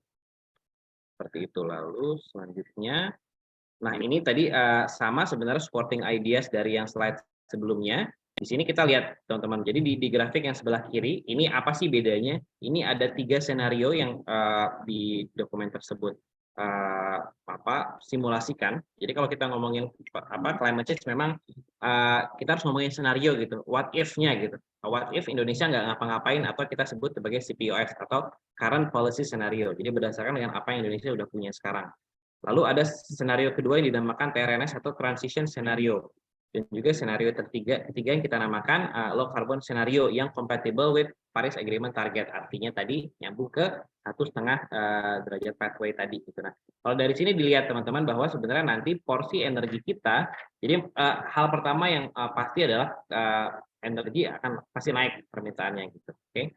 Baik di 3 scenario pasti akan naik sesuai dengan pertumbuhan populasi juga gitu. Tapi nanti yang beda adalah kalau teman-teman lihat di 2050 itu CPOS, TRNS, dan LCCP ini memiliki kompilasi warna yang berbeda, dalam artian nanti memang makin diverse nih sumber listrik kita, tidak hanya dari coal saja atau dari batu bara saja, nanti akan didukung tadi ya coal yang disupport dengan carbon capture storage misalnya, lalu di warna kuning ini ada natural gas, lalu ada hydro, ada solar juga gitu. Jadi di sini akan makin banyak sumber-sumber energi terbarukan yang akhirnya akan menurunkan faktor emisi dari listrik kita. Jadi kalau lihat di sini teman-teman, dari grafik ini turunnya makin bagus senarionya. Jadi kayak ke LCCP akan makin curam juga penurunan faktor emisi dari listrik kita. Artinya apa?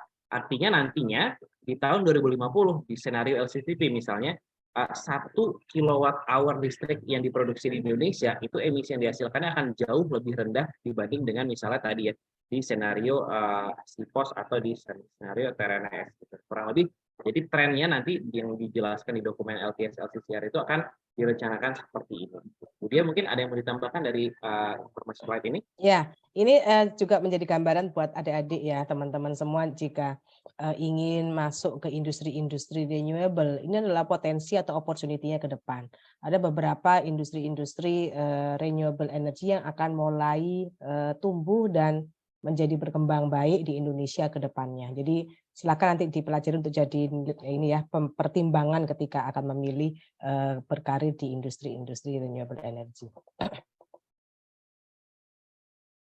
Oke, kita lanjut. Nah, sekarang kita akan bahas tadi teman-teman, tadi kita udah bahas Indonesia sudah mau ngapain. Nah, sekarang agak balik sedikit ke theoretical nih teman-teman. Jadi ada istilah yang namanya decarbonization atau pengurangan emisi gitu ya.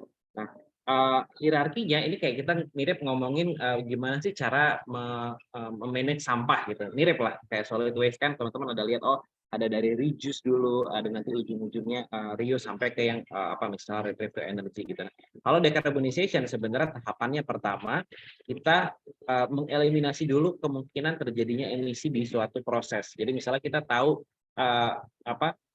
sebuah proses pembuatan kendaraan misalnya bisa menghasilkan emisi misalnya 10 gitu. Nah, dengan rekayasa proses kita bisa nggak sih buat emisinya cuma jadi 8 gitu. Oke, di sini masuk nih tereliminasi emisinya through design gitu. Lalu ada yang kedua, reduce through efisiensi. Jadi tadi ya udah ada 8 nih, emisinya dari 10 udah tinggal 8. Nah, 8 ini dari produksi mobil misalnya, bisa nggak sih kita bikin makin efisien prosesnya gitu. Misalnya ada beberapa proses yang dikombinasikan, menggunakan mesin yang lebih rendah watt-nya dan lain-lain gitu. Kayak misalnya nih ya contohnya, kalau energi efisiensi itu building efisiensi, proses efisiensi, menggunakan thermal and cooling efisiensi, yang tadinya 8 kurang lagi jadi 6 gitu. Nah, udah tinggal 6 nih emisinya. Lalu tahapan selanjutnya, hierarki selanjutnya ketika kita sudah tidak bisa reduce lagi, kita substitute. Oke, kita emisi masih ada 6, 4 berasal dari energi misalnya. Nah, yang energi ini memang masih belum terbarukan gitu. Bagaimana caranya kita bisa buat energi yang tadinya tidak terbarukan jadi terbarukan? Itu kita lakukan substitute through alternative. Contohnya kita menggunakan berbagai renewable solutions. Misalnya tadinya masih menggunakan listrik konvensional, kita misalnya menggunakan solar panel sekarang atau menggunakan thermal option. Atau kalau tadi emisi terkait mobil yang tadinya kita pakai mobil konvensional berubah jadi mobil listrik misalnya seperti itu. Berubah tuh tadi emisi yang jadinya 6 berkurang 4 jadi sisa 2. Nah, masih ada kan teman-teman 2 nih emisinya gitu kan, udah kebayang, aduh emisinya udah coba kita eliminasi, udah coba kita kurangi, terus udah kita ganti juga sumber energinya, kok masih nyisa nih 2 emisinya, terus gimana cara net zero-nya? Nah, tadi yang kita sebut sebagai carbon offset. Ibaratnya ini adalah sebuah mekanisme untuk mengkompensasikan emisi kita yang masih nyisa dari hasil kita yang sebelumnya udah ikhtiar dulu nih ngurangin emisi seperti apa, sisanya kita offset. Nanti konsep offset seperti apa ada slide lebih detailnya gitu. Ibaratnya kita menggantikan emisi yang kita hasilkan dengan menyelamatkan emisi yang lain gitu. Melalui proses removing atau avoiding gitu. Nah, sekarang kita bahas yang masih atas dulu nih teman-teman. Masih kita bahas yang tadi yang eliminate dan reduce lah. The importance of energy efficiency. Di sini kenapa teman-teman penting ini kita sebagai anak TL tuh untuk paham proses gitu, karena banyak hal yang bisa kita lakukan nanti di tempat kerja kita dimanapun, itu bisa mengenhance ke energy efficiency gitu. Jadi energy efficiency selain mengurangi emisi greenhouse gas, juga tentu dia akan mereduce demand atau kebutuhan energi yang akhirnya akan merendahkan atau mengurangi energi cost kita. Gitu. Ini dua contoh yang dicontohkan di slide ini, energy efficiency di building dan juga thermal and cooling energy efficiency measures gitu. Jadi misalnya kita menggunakan lighting system yang lebih energy efisien gitu dengan mengupgrade ke LED lighting misalnya, lalu menggunakan centralized atau smart energy management system gitu yang bisa benar-benar memonitor energinya gitu, dan juga berbagai hal lain lah yang bisa mengefisiensikan proses kita gitu. Lalu selain energi efisiensi ada lagi potensial tadi ya sempat saya singgung dari green mobility. Dari green mobility yaitu misalnya untuk mentransisikan ke kendaraan listrik menggunakan bahan bakar yang lebih ramah lingkungan, atau bahkan menggunakan gas hidrogen gitu ya teman-teman, mungkin udah sering dengar penggunaan hidrogen sebagai bahan bakar, nantinya akan lebih masif mungkin ke arah 3 hal ini gitu.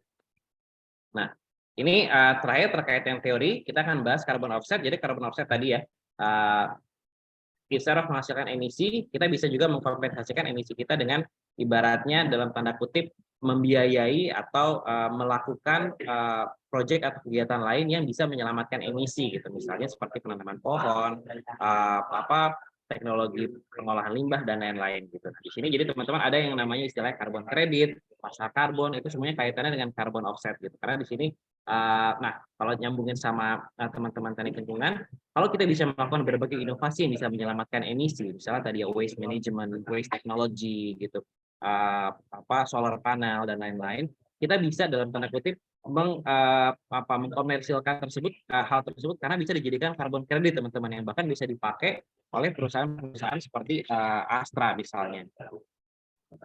Ya. Ini ada berbagai jenis carbon offset, ada yang tadi nature based solution seperti yang Budi bilang, ada green carbon, ada blue carbon, brown carbon, ada juga yang teknologi based seperti carbon capture storage, dan juga ada juga proyek-proyek carbon credit yang mengavoid atau menghindari terjadinya emisi gitu. Jadi tadinya emisi yang harusnya terjadi jadi tidak terjadi dengan kita melakukan hal tersebut gitu. Misalnya kita waste management yang tadinya sampah masuk ke landfill akan kita cegah masuk ke landfill dengan waste to energy misalnya seperti itu. Nah, ini yang bagian terakhir, Bu Diah mau lead kah? Ya boleh Mas Dika. Bu Merina rasanya banyak hal nanti yang mungkin bisa di follow up dengan fase-fase ya, dengan presentasi yang lebih detail ya Bu, karena menarik tentang carbon credit ini. Nanti teman-teman bisa belajar banyak tentang opportunity skema bisnis model baru gitu terkait dengan lingkungan, itu bisa menjadi part of investasi gitu. Jadi menarik Bu, ini rasanya nanti bisa mengundang yang ahli gitu untuk menceritakan lebih jauh tentang carbon credit dan opportunity bagi teman-teman teknik lingkungan untuk bisa berkiprah di sana. Boleh lanjut Siap. Mas Dika? Ya, tadi saya sudah disampaikan banyak hal oleh Mas Dika. Ada sesi terakhir tentang role dari teman-teman teknik lingkungan gitu ya. Mungkin saya slide show sedikit, tidak muncul ya Mas Dika. Mas Dikanya kayaknya hilang ya. Oh, dia terputus. Gantian terputus. Saya bisa ini enggak ya? Saya bisa. Bisa, Bu. Oke. Oke, saya buka tanya jawab dulu aja. Sampai di sini ada pertanyaan enggak? Ayo silakan, ada pertanyaan enggak? Kalau saya sih nanyanya ini Bu, kok ada beberapa upaya untuk mengurangi emisi, tapi kayaknya kecenderungannya kalau perusahaan di Indonesia langsung larinya ke carbon offset ya. Nah, benar. Jadi yang rasanya menjadi pembelajaran ya, bahwa carbon offset itu terakhir. Jadi kalau perusahaan menjalankan targetnya penurunan gas rumah kaca dengan menggunakan SBTI tadi, Science Based Target Initiative, bahkan offset itu hanya boleh dilakukan di tahun 2050, itu pun hanya maksimal 10% dari total GHG yang dimiliki oleh perusahaan. Dan itu harus mencakup GHG skop 1, 2, sampai 3 yang berhubungan dengan supplier dan customer. Nah, artinya bahwa offset ini adalah sarana terakhir. Nah, cuma bagi yang tidak menggunakan skema target karbon net zero-nya dengan SBTi, maka dia berhak untuk menggunakan offset kapan saja. Nah, ketika dia berhak menggunakan kapan saja, di sini market dari carbon credit, Bu. Dan nanti kalau didukung dengan implementasi dari carbon tax di Indonesia, maka karbon kredit itu akan sangat besar gitu peluangnya untuk menjadi solusi bagi perusahaan-perusahaan yang ingin melakukan pengurangan karbonnya sebelum dilakukan tax, sebelum dipajak, diberlakukan pajak, maka dia bisa membuat offsetting ya terhadap karbonnya sampai di nilai cap-nya yang ada gitu, atau nilai batas yang ada. Itu dia bisa membeli karbon, baru sisanya itu yang akan dia hitung sebagai carbon tax gitu. Jadi skema ini menarik ke depannya. Ini Mas Dika udah bisa join lagi ya? Boleh sambil di slide. So, ada pertanyaan nggak teman-teman? Silakan kalau ada pertanyaan. Raffi biasanya banyak pertanyaan nih. Tapi ini materi seperti ini sudah pernah dijadikan bahan diskusi atau bagaimana Bu Merina di perkuliahan? Mungkin kayak skop tadi sudah mungkin dibahas ya di kuliah udara, tapi mungkin tidak dibicarakan secara detail. Tapi bagaimana kita sekarang melihat industri memandang itu ya, itu mungkin jadi knowledge baru nih buat teman-teman, karena kemarin matanya adalah melihat itu sebagai bagian dari teori kan gitu ya. Ya, jadi prakteknya sekarang sudah di depan mata gitu. Iya. Ya, saya lanjutkan sedikit Bu. Ada kalau nggak salah ada pertanyaan ini. Iya, ini tentang perannya ya. Rasanya ini silakan dibaca sendiri. Ada beberapa opsi yang kita berikan bagi teman-teman yang ingin berkecimpung di bidang. Boleh lanjut berikutnya ya, Mas Dika. Bagi yang ingin berkecimpung di bidang akademik, maka ini beberapa contoh role yang bisa dilakukan gitu ya, kontribusinya terkait dengan climate scientist. Karena saat ini kami juga mencari partner ya, kerjasama dengan akademisi untuk melakukan studi tentang perhitungan gas rumah kaca skop 3 gitu Bu. Nah ini kan kalau akademisi, mahasiswa, dosen ingin terlibat ini sangat bisa sekali, atau mendukung dalam konteks membuat skenario untuk net zero pathway gitu ya. Kemudian dari sisi kalau mau bergerak di bidang pemerintahan, di KLHK ataupun di industri, di ESDM, ini sudah mulai masuk kepada regulasi terkait dengan climate. Saat ini yang lagi marak itu regulasi tentang carbon tax dan juga regulasi tentang nilai ekonomi karbon. Dan kemudian terkait juga dengan beberapa peraturan-peraturan yang mendukung terhadap upaya NDC Indonesia. Dan terkait dengan konsultan lebih banyak lagi opportunity-nya, teman-teman bisa menjadi GHG accounting analyst, di mana tidak sekedar hanya mengkalkulasi, menghitung GHG, membuat target setting, membantu perusahaan membuat target setting, sampai kepada menghitung atau mengasur ya, mengasur itu mengetes gitu ya, apakah GHG calculation itu benar atau tidak. Dan kalau masuk ke korporasi seperti di Astra, akan menjadi carbon management associate, di mana mulai menyiapkan target settingnya, mengimplementasikan strateginya, dan juga mereportnya. Dan ini salah satu yang bisa menjadi inilah gambaran buat teman-teman semua ketika nanti lulus di TL dan kemudian ingin masuk ke ranah sustainability. Rasanya itu Bu Merina yang bisa kami sampaikan. Silakan kalau ada pertanyaan, kami tunggu. Ya, silakan, ini sudah ada. Syafira sudah mengangkat tangan. Silakan. Iya, oke. Saya izin bertanya, saya Syafira dari Angkatan 19. Izin bertanya untuk berkaitan dengan yang Paris Agreement. Setahu saya kan kalau Paris Agreement juga menghasilkan adanya perdagangan karbon internasional ya. Dan Indonesia juga turut kontribusi. Dan setahu saya juga kan ada beberapa perusahaan di Indonesia juga ikut berkontribusi terhadap perdagangan karbon tersebut, kayak pembelian kredit karbon. Nah, saya penasaran aja sih apakah Astra juga ikut berkontribusi terhadap perdagangan karbon tersebut, dan juga apakah ada hubungannya tadi dengan karbon offset gitu kan, karena tadi kan di carbon offset ada juga yang membahas tentang penjualan ya. Saya masih agak Iya.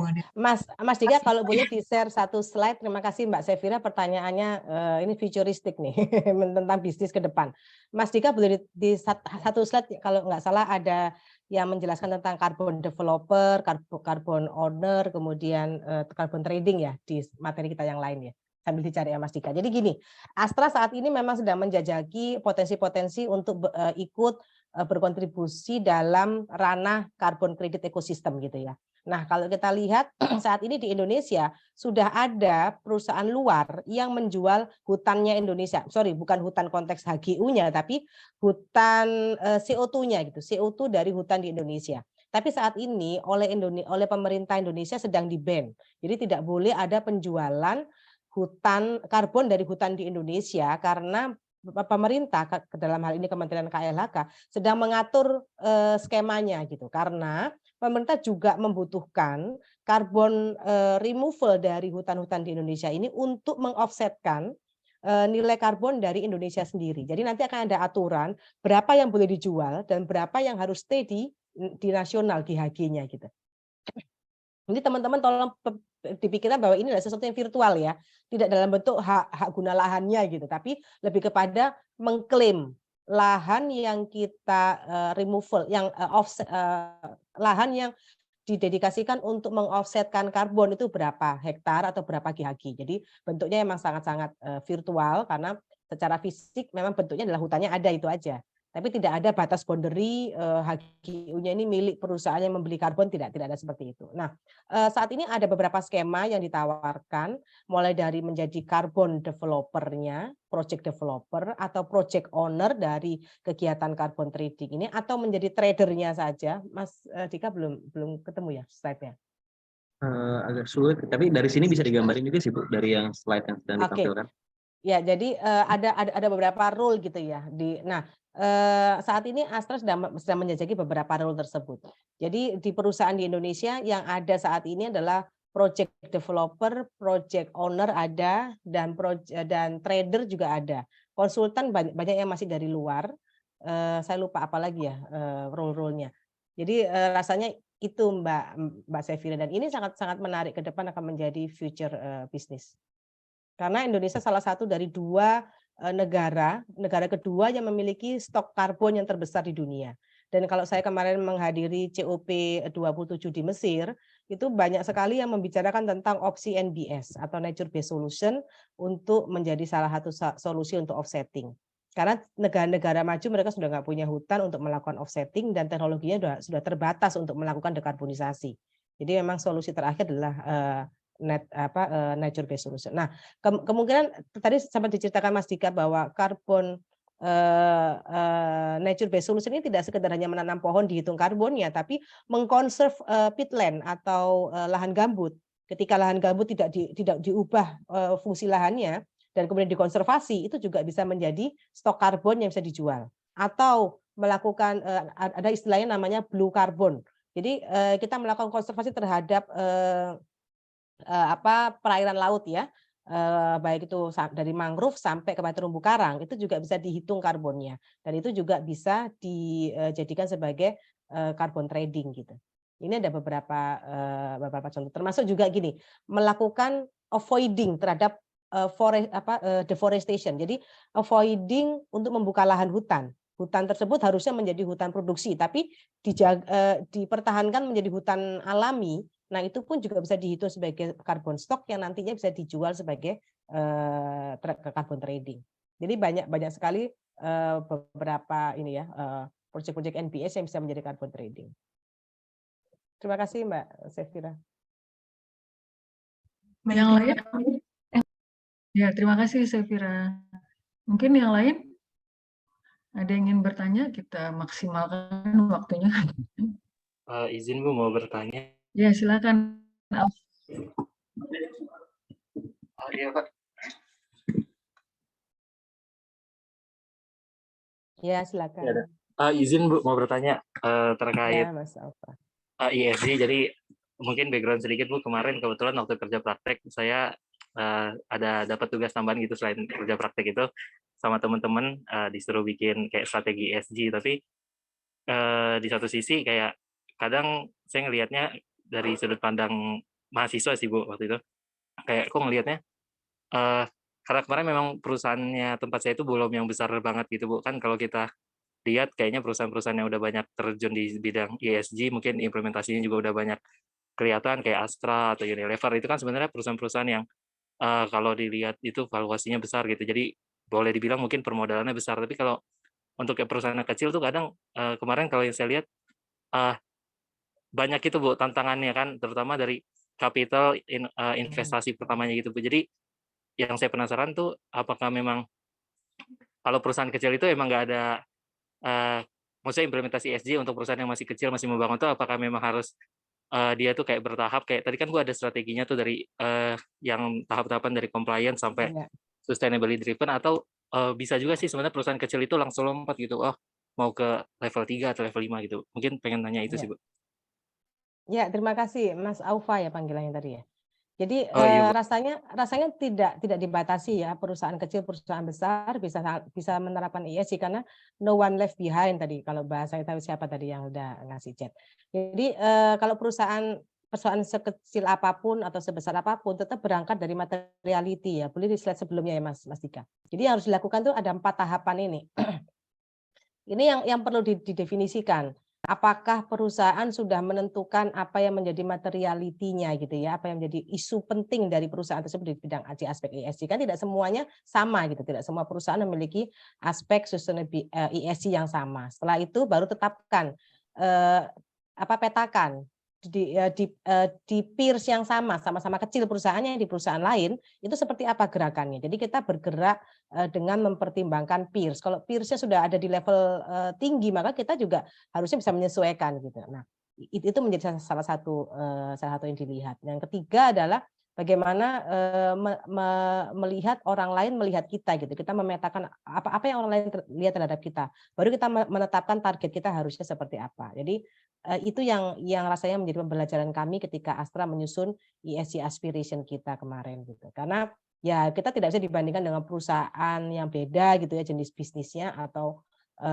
kita tidak mempertimbangkan orang lain melihat kita jalan aja, ya itu bisa jadi tidak memenuhi need dari atau voice of stakeholder eksternal.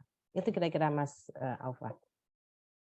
Tapi kembali lagi ya ketika membuat program, targetnya tadi juga harus dilihat mana yang kira-kira achievable ya, dan sesuatu yang memang ada di ranah influence-nya perusahaan ini gitu. Oh begitu ya, Bu. Mau nanya sedikit, Bu, tambahan mungkin. Saya penasaran, Bu, emang kalau perbandingan peers tadi itu apakah kayak di perusahaan yang sektornya sama atau perusahaan yang Iya, kira-kira level valuasinya masih sama, atau iya. lihatnya itu di mana tuh, Bu? Bisa seperti itu. Jadi biasanya kami melakukan risetnya bersama dengan konsultan, tapi kalau melakukan sendiri ya sebenarnya tinggal buka aja report-report yang ada di perusahaan yang dipublish di internet. Kita pilih perusahaan yang satu revenue-nya bisa setara atau bidangnya bisa sama, atau tadi valuasinya gitu ya, atau regionalnya juga. Jadi selain bidang sama sektor sama revenue juga, oh dia ada di area mana. Kita juga perlu melihat konteks nasionalnya gitu. Jangan hanya melihat internasional tapi di nasional sendiri seperti apa gitu.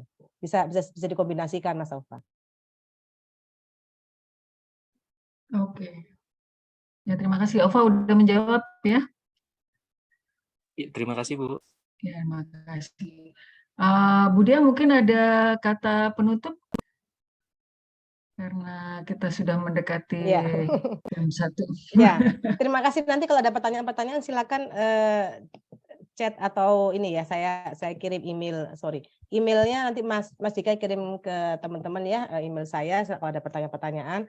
Dan jika tertarik dengan kegiatan-kegiatan di Astra tentang sustainability ingin bergabung juga silakan nanti email ke Mas Dika atau ke saya, CV-nya monggo silakan.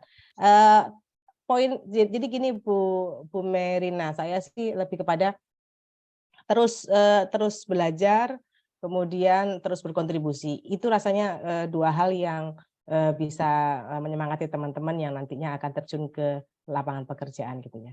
Terus belajar dan terus berkontribusi. Iya, terima kasih banyak Bu Dia. Ini dengan background masih dari ITB untuk warning COVID ya. Saya ucapkan terima kasih banyak buat Bu Dia dan Mas Dika, sorry ya. Dan Mas Dika ini angkatan 2013 ya, jadi tidak terlalu jauh nih dari 13, Bu. teman-teman semua ya. Ya. Mungkin ditunggu nanti sama HMTL kayaknya. Oke, jadi hari ini kita coba dibawa begitu ya sama Bu Dia dan Mas Dika gitu ya ke dalam environment yang berbau korporat begitu ya perusahaan ya. Jadi aplikasi dan implementasi dari semua yang teman-teman sudah pelajari selama pertengahan dari kacamata korporat ya. Jadi mudah-mudahan ini bisa membantu Anda ya dan menyemangati teman-teman juga menjelang tugas akhir dan akan lulus tahun depan insya Allah begitu ya. menghadapi yang ke depan ini nanti saya akan seperti apa ya, isunya seperti apa yang harus saya siapkan ya. Di luar itu orang sudah berbuat apa, itu jadi punya gambaran. Gitu ya. Untuk soal karbon management, ya mungkin Bu Diah, Mas Dika kita bisa lanjutkan nanti ya, siapa tahu semester depan kita bisa buka Kapita Selekta khusus untuk karbon dan Astra mau sponsorin gitu ya. Oke, ya terima kasih banyak. Saya tutup dulu pertemuan hari ini. Kita Bu Mai, boleh ketemu foto lagi dulu, Bu? mungkin untuk oke, silakan teman-teman kita buka dulu kameranya tolong. Wah ini udah pada kabur semua rupanya ya, karena ada kuliah lain mungkin berikutnya ya. Yang masih ada silakan untuk mengaktifkan ada di dulu RSG. kameranya. Boleh Mas Dik. Mohon Ya. izin Bu Merina, saya kebetulan ada meeting lagi jam 1. Saya mungkin akan drop. Iya ke betul, bawah, ini ya. jangan sudah mepet.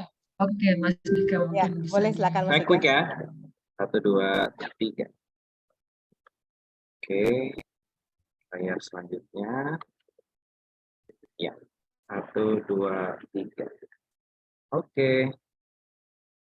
Terima kasih Oke, terima teman-teman, kasih. Bu Merina. Terima kasih semua. banyak Salam sehat semua. semuanya. Terima kasih. Selamat siang. Siang. Terima kasih. Kita lanjutkan nanti ya, Dika.